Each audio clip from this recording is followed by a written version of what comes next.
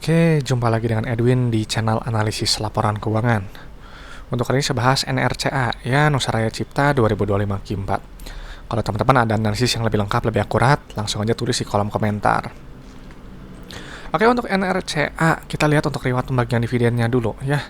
Ini adalah perusahaan yang baik ya berdasarkan dividen payment historinya gitu, karena dia rutin bagi dividen dari tahun 2013 sampai 2024 ya, yang terpenting 3 tahun ke belakang. Artinya perusahaan ini terbukti profit dari bisnisnya dan juga punya kondisi keuangan yang sehat ya, jadi layak untuk dilihat lebih lanjut. Nah, sekarang kita cek dulu untuk kas tarakasnya ya. Turun dulu. Oke ya, kita harus lihat kas tarakas. Kenapa harus lihat kas tarakas? Kas tarakas ini adalah jumlah uang yang ada di dalam dompet perusahaan. Jadi si uang kas ini punya fungsi untuk bayar operasional, ekspansi, dan juga untuk bayar pinjaman ke bank. Jadi otomatis nilainya nggak boleh terlalu kecil ya, karena kalau nggak bisa terganggu ini aktivitas-aktivitas perusahaan. Nah, untuk NRCA ini memang kas naik ya 110 miliar ya 20%. Nanti detailnya kita cek di laporan arus kasnya. Nah, sekarang kita loncat dulu ke saldo laba ya untuk melihat jumlah akumulasi keuntungan yang telah dihasilkan perusahaan ya dari semenjak perusahaan ini pertama kali berdiri sampai sekarang 2025 Q4 ya gitu ya. Nah, jadi kalau kita udah pindahkan datanya gitu, NRCA ini dari dulu pertama kali berdiri sampai sekarang 2025 Q4 itu telah menghasilkan total profitnya sebesar 766 miliar di luar dividen yang telah dibagikan. Jadi ini adalah perusahaan yang baik karena saldo labanya positif dan dia juga bagi dividen. Ya. Nah, berikutnya kita langsung lihat ke ekuitas pemilik ya untuk melihat rasio dasar ya, valuasi dasarnya di PBV-nya. Kita pindahin dulu angkanya. Oke, di sini kita lihat untuk rasio saldo laba terhadap modal awalnya di 1,28. Artinya NRCA ini telah profit sebesar 1,28 kali modal awalnya ya, ibarat modal semiliar telah profit 1,2 miliar di luar dividen ya. Dan ini nilainya juga udah di atas 1 ya, jadi udah balik modal gitu. Ini bagus gitu seperti ini. Nah, secara PBV memang ini premium sedikit ya, tipis ya di 1,07. Nah, berikutnya kita ke laba rugi. Ya, langsung ke pilih ke pendapatannya yang ini nilainya. Ini untuk melihat pertumbuhan perusahaan. Ya, kita lihat untuk pendapatannya di sini tumbuh 239 miliar ya, tumbuh 7%. Bagus nih. Oke ya, bertumbuh. Nanti pendapatan dikurangi oleh harga modal. Nanti kita dapat laba bruto yang ini nilainya ya. Nah, laba bruto ini untuk melihat inti efisiensi perusahaan ya lewat gross profit margin. Jadi misalnya GPM-nya 11%, jadi kalau teman-teman menjual barang 100.000, itu ambil profit kotornya 11.000 ya. Jadi makanya cari perusahaan yang laba brutonya setinggi mungkin ya, GPM-nya setinggi mungkin sesuai dengan sektornya. Karena semakin besar laba bruto itu nanti semakin besar juga laba bersihnya. Ya, laba bruto nanti dikurangi oleh beban operasional, dan operasional beban pajak, nanti kita akan dapat laba periode berjalan ya. Inti dari laporan laba rugi ya, perusahaannya untung atau enggak. Dan juga memang pos ini adalah yang jadi pusat perhatian di berita ya, lihat laba bersih dulu gitu. Nah, ini kita lihatnya untuk kinerja laba kotor naik ya, tumbuh 2,8%, naik 10,8 miliar ya. Laba bersihnya naik 115% ya, tumbuhnya signifikan sekali 93,9 miliar. Nah, secara PER ini masuk akal ya, dia di bawah 10 ya, cukup murah berarti ya, di 8,3. PER itu adalah jumlah waktu dalam satuan tahun untuk balik modal berdasarkan earning per share. Jadi kalau beli PER 8,3 dibulatkan lah 9 ya, bulatin ke atas. Beli holding PER itu setidaknya untuk 9 tahun. Ya, jadi ini saya rasa masih masuk akal secara valuasi ya. Nah, lalu kita lihat ke penerimaan kas ya, yang ini nilainya. Nah, penerimaan kas ini untuk melihat jumlah uang yang customer bayar ke perusahaan. Ya, nah di sini kita untuk penerimaan kasnya dia turun tipis ya 1,9% gitu. Nah, jadi si uang kas ini ingat ya, harus tinggi penerimaannya karena digunakan untuk aktivitas-aktivitas perusahaan. Nah, cuma memang kalau dari rasio ini memang mepetnya di 90%. Jadi misalnya teman-teman menjual barang 100 juta gitu, customer bayar cuma 90 juta aja.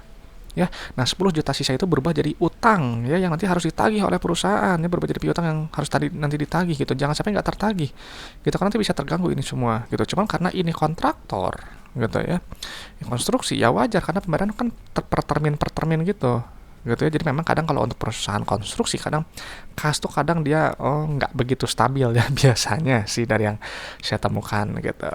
Nah, cuman ya kembali lagi ya, kalau memang teman-teman biasanya di konstruksi gitu ya, pasti lebih paham lah ya, lebih jauh lebih expert dibandingkan dengan saya. Nah, ini kita lihat setelah kita terima uang kasnya ini digunakan untuk bayar operasional dulu ya. Nanti keluar CFO yang seperti ini ya. Nah, ini wajib positif, artinya bisnisnya menghasilkan uang tunai.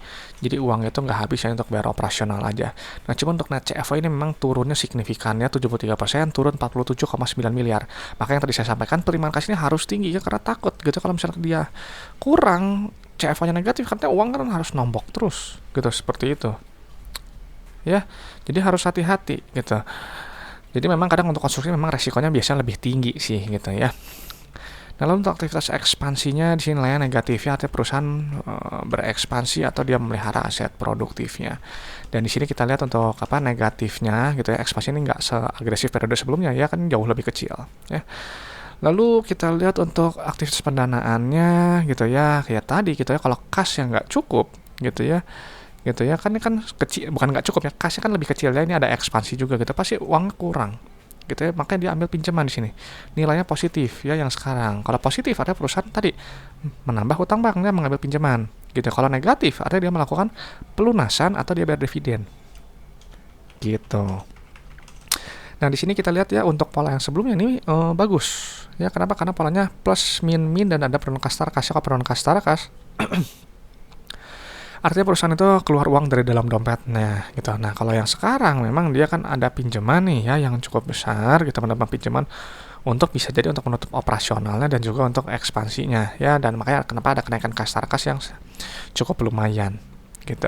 Nah, di sini untuk secara kas sih yang periode sebelumnya saya rasa bagus, cuman yang sekarang ya kembali ya, karena mungkin pengambilan pinjaman, saya rasa mungkin cash flow-nya bisa dibilang ya stabil lah ya, cukup stabil gitu.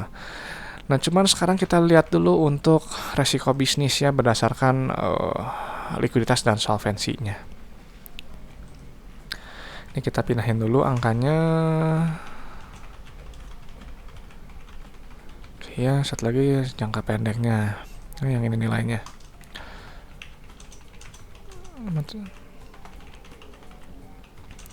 Nah, di sini kita lihat untuk rasio lancar bagus ya di 1,8 kuat, rasio kas juga oke di 0,46. Ya, ini untuk perusahaan konstruksi saya rasa segini sehat gitu ya, karena biasanya kadang kecil gitu ya, di bawah 1, kasnya tipis gitu. Jadi begitu ada masalah gitu ya, kasnya berkurang, itu langsung nggak stabilnya sangat-sangat terlihat gitu. Tapi segini saya rasa masih sehat ya.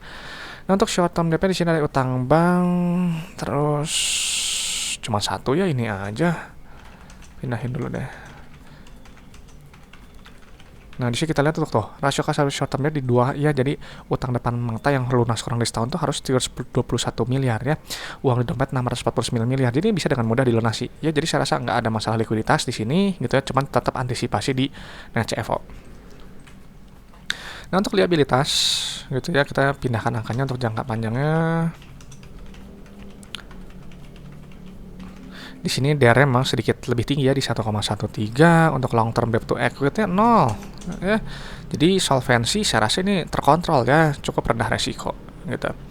Dan jadi setelah saya pindahkan NRCA, saya rasa ini perusahaan yang baik ya, reward bagian dividen yang jelas, ada nilai tambah untuk pemegang sahamnya. Saldo laba positif lah, profit saat besar 1,2 kali modal awalnya ya, meskipun PBV sedikit cukup premium di 1,07 per, tapi masuk akal ya karena dia di 8,3. Cash flow di sini memang ada penurunan CFO ya, jadi harus jadi pusat perhatian di kuartal-kuartal berikutnya gitu ya.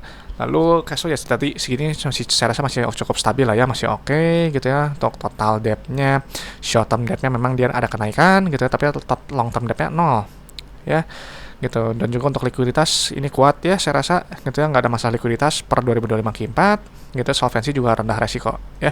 Cuman kalau tetap ya, kalau saya perusahaan konstruksi saya memang biasanya sih resikonya kalau yang lihat yang seperti ini ya, ini rendah menengah, cenderung ke menengah sih gitu ya. Jadi sesuaikan aja lah dengan profil resiko masing-masing aja gitu.